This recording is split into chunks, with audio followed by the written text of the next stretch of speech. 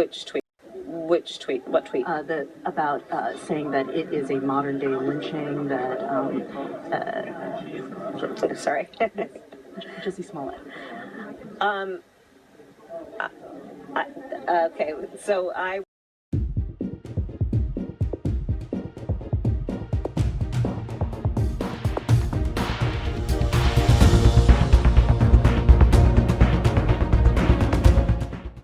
Breaking news. The popular actor and performer Jussie Smollett from the hit show Empire may have been acting and performing when he said that he was attacked by two MAGA hat-wearing bigots and homophobes outside of a subway at 2 a.m. during a polar vortex. Good evening. There are warnings tonight of a dangerous freeze about to plunge a huge part of the country in its grip as the dreaded polar vortex moves south. Parts of 16 states will see temperatures below zero and wind chills that make it feel a lot colder. Story quickly began to crumble around him as more questions were asked. Then he went on Good Morning America to respond to the criticism that he received. How many people remember this appearance by Jussie Smollett? I'm pissed off. What is it that has you so angry? Is it the attackers? It's the attackers, but it's also the attacks. It feels like if I had said it was a Muslim or a Mexican or someone black, I feel like the doubters would have supported me a lot more. And that says a lot about the place that we are in our country right now. This story has gotten so big and out of control that it may be going before a grand jury. And not for the two guys that Jussie Smollett said attacked him. Those two alleged suspects are no longer suspects. They're now state's witnesses. And they may come to testify at Jussie Smollett's grand jury hearing because they say Jussie Smollett hired them to fake a attack. See, I knew that Jussie Smollett liked stages and he likes to act. Turns out he likes to stage acts as well. I've heard of Shakespeare in the Park. I never heard of fake MAGA attacks in front of Subway at 2 a.m. But that's Jussie's new traveling actor showcase. He may need it too, because if it turns out that this was all bullshit, the next time you see him acting, he'll be acting like he didn't mean to drop the soap. I'm pissed off. What is it that has you so angry? Is it the attackers? It's the attackers, but it's also the attacks. It feels like if I had said it was a Muslim or a Mexican or someone black, I feel like the doubters would have supported me a lot more. And that says a lot about the place that we are in our country right now. One of the problems we have is people are reluctant to call it what it is. This is a lie, and Jussie Smollett is a lying liar. Now, if you called it straight, you're good. That's just it. A lot of us can't call it straight. Kamala Harris was asked about Jussie Smollett, her reaction to the story being a hoax. She had this to say. Which tweet? What tweet? About saying that it is a modern day lynching that Sorry. Jussie Smollett. Okay, so I. Turns out she may need better handlers after all. I mean, come on. You're not prepared to speak to a story that you tweeted about. This is a national, if not an international story. You're not even expecting anyone to ask you, what are your thoughts about it? All I can tell you is this. If she expects to go out on the debate stage and when she's asked a question, to make one of those outbursts of laughing outbursts, if she thinks a laughing outburst is going to do it, I doubt she'll make it through the debate. It's not just Kamala Harris who made the mistake of jumping on the bandwagon. Bandwagon jumper extraordinaire, Terry Crews, or Terry Schmooze. That's what I like to call him. You know, Terry Crews, he made his name crying about being grabbed by the genitals by an agent in front of his wife at a party. And everyone went, oh, poor Terry. Well, Terry's been riding that wave of men ain't shit for a while. Yeah, he's the spokesperson on toxic masculinity. You know, never one to have any shame in his game.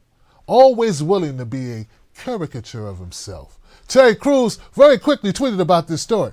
Back when this story first hit the airwaves, we had Terry Crews right there. He said this on Twitter. Hey, I'm questioned all the time about what defines toxic masculinity. Look no further than what just happened to Jussie Smollett. Get well, brother. Get well, brother. Turns out Jussie Smollett has nothing to get better from. I mean, if there's a pill that can keep you from lying, maybe he could take that. What was Terry Crews' reaction to Jussie Smollett? You know, after it turns out it looks like he's been lying about the whole thing. This Jussie Smollett story. Whoa. That it? That all you got? Whoa. Whoa is like something you use to describe, I don't know, a little hill you go over. Whoa. You know? Or a little joke, someone catches you off guard for a second. Hey man, check that out. Whoa, you wearing that? Whoa. Not lie to the entire country, go on national TV, have it blared through all television sets, across the country at least. This long, fictitious story that turns out to be foiled by two men that he previously knew that says they have evidence that he, Jussie Smollett, hired him. I mean, after all of that, when it's obvious that Jussie's lying, that this whole narrative fell apart, Terry Crews still wants to hold on to his narrative. He said this, he said, truth is, this whole at Jussie Smollett situation is the perfect example of toxic masculinity. Were there any women involved? See, Terry, he don't care about the truth.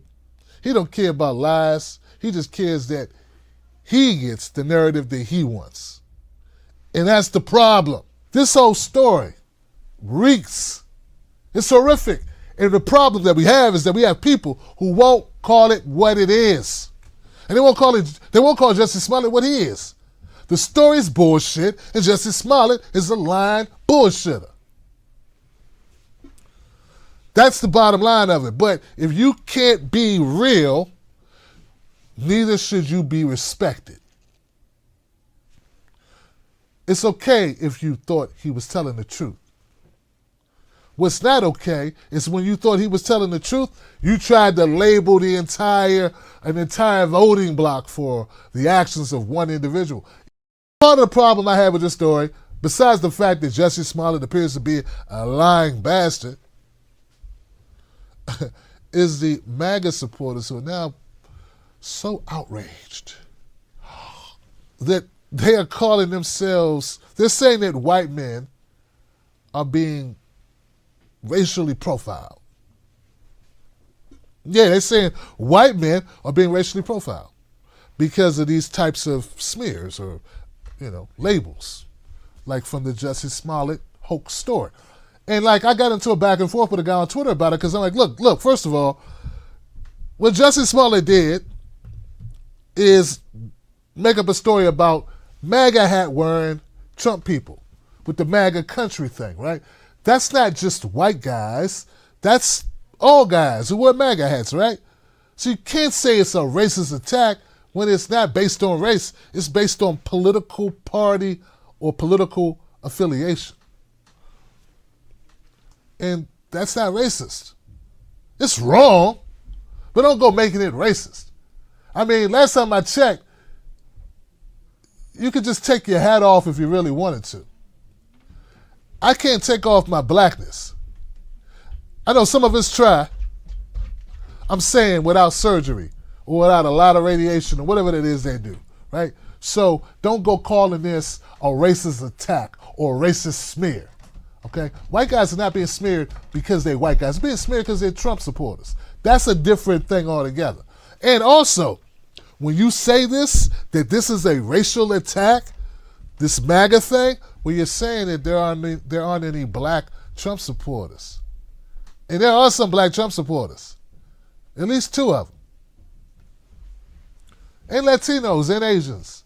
Maybe I don't know, maybe there's an indigenous one somewhere if you look really hard. I mean, what I'm saying is, don't just make this about white guys. Always trying to make white guys' plight as bad as black guys' plight. This is about media narratives that try to paint all Trump supporters like one individual, when it's not true. It would be the same thing if you tried to make all these Antifa, all Democrats or liberals all the same. And they're not, I don't think. They're not. They're just not.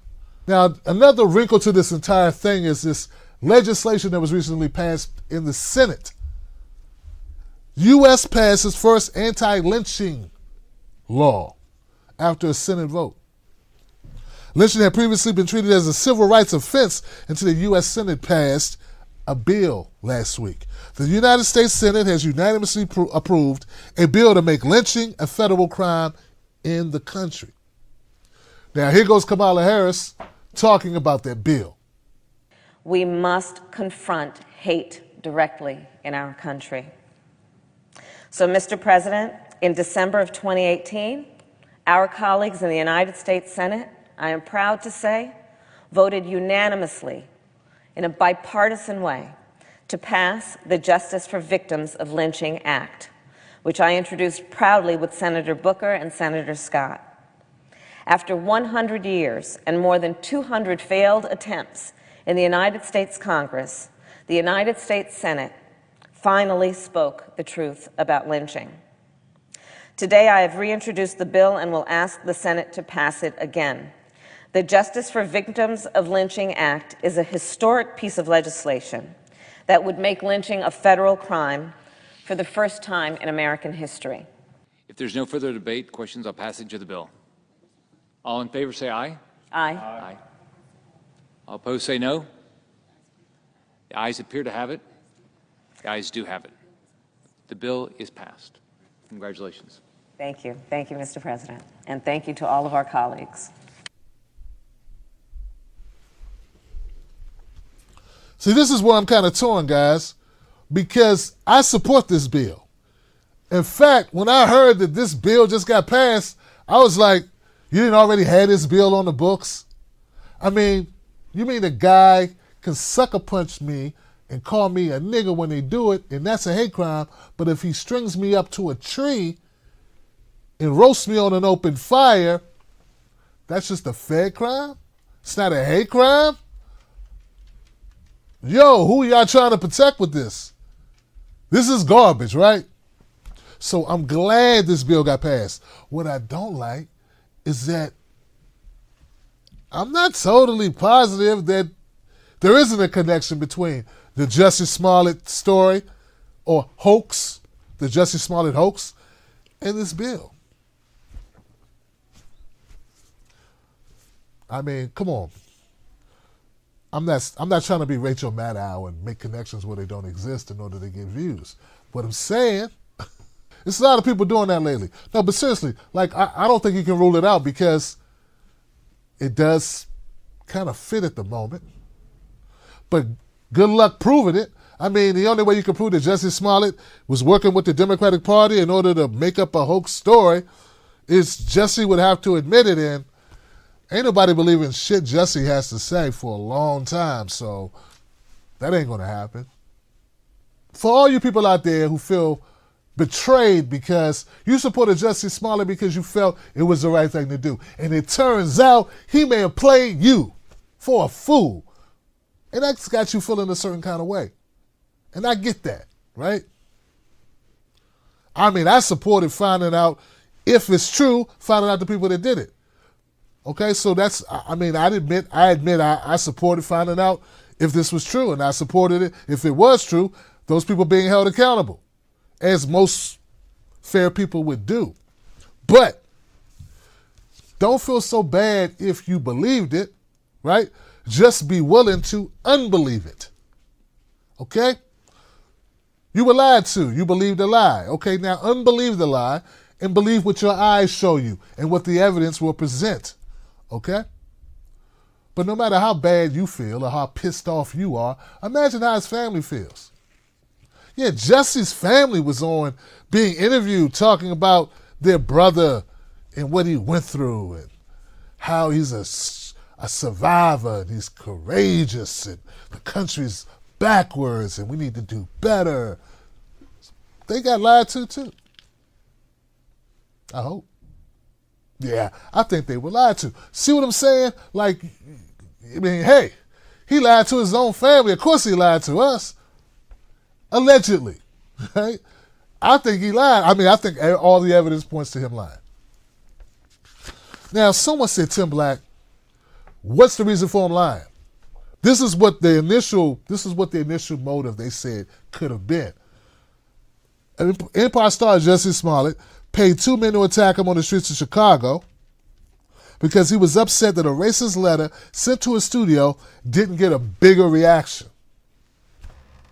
Now that's according to multiple CBS Chicago sources close to the investigation. The letter apparently contained white powder and had MAGA written on the outside of it, along with the racial and homophobic slurs.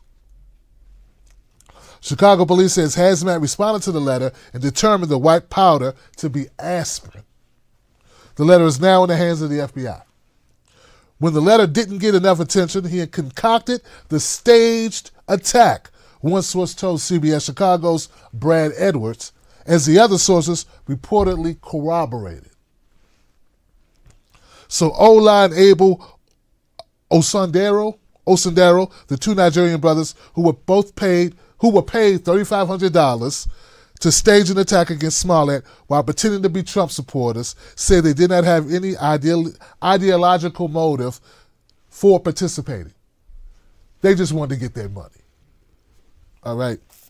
We're not racist, we're not homophobic, and we're not anti-Trump. We were born and raised in Chicago and are American citizens, they told CBS's Charlie DeMar.